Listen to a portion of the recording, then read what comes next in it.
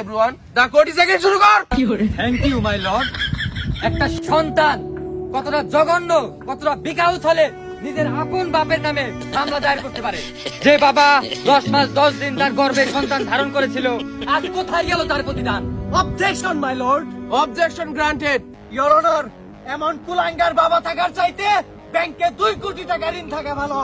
আমার মক্কেল তো শুধুমাত্র একটা বিয়ে করতে চেয়েছিল, এটাই কি তার অপরাধ? অবজেকশন। হালার পু আমার শেষ দিবার দে। দিলে 10টা টেহা দে ডারবি খাম।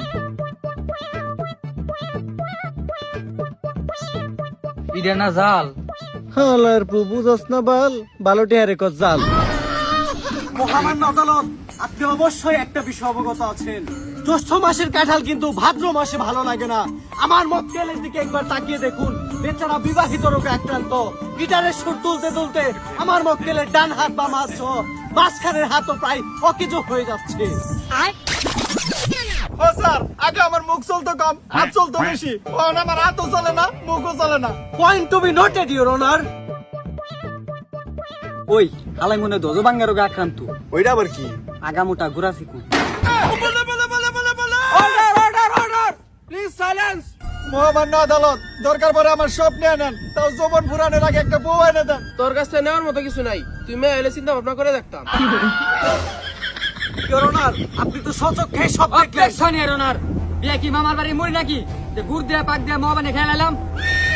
ইওর অনার, ডিএনএ টেস্টের মাধ্যমে জানতে পেরেছি আমার বিবাদী পক্ষ একজন শিক্ষিত বেকার ছেলে, তার কোনো আয় রুজি নেই। সে বিয়ে করে বউ পালবো কেমনে? অবজেকশন ইওর অনার, আমার মক্কেল বিয়ে করে বউ পালবো নাকি হাঁস মুরগি পালবো সেটা তার একান্ত ব্যক্তিগত বিষয়। তোর বাপের কি? ও ভাই রে ভাই!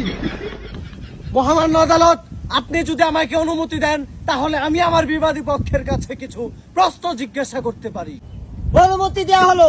তুই নাকি বস, কি তুই নাকি আমি? ও ভাই রে ভাই! অর্ডার অর্ডার অর্ডার, অনুমতি দেওয়া হলো। Thanks my lord. এই বদনা ছেড়ে বলেন, যাহা বলিব সত্য বলিব, সত্য বলিব, মিথ্যা বলিব না। যা ভাল লাগে তাই কমু, কিন্তু মিছা কথা কম না। বুঝা কইস বুইরা, এই বদনা ছেড়ে কিন্তু কইছস, যদি মিছা কথা কস তাইলে কিন্তু বাকি জীবনে আর আগা হারবি না।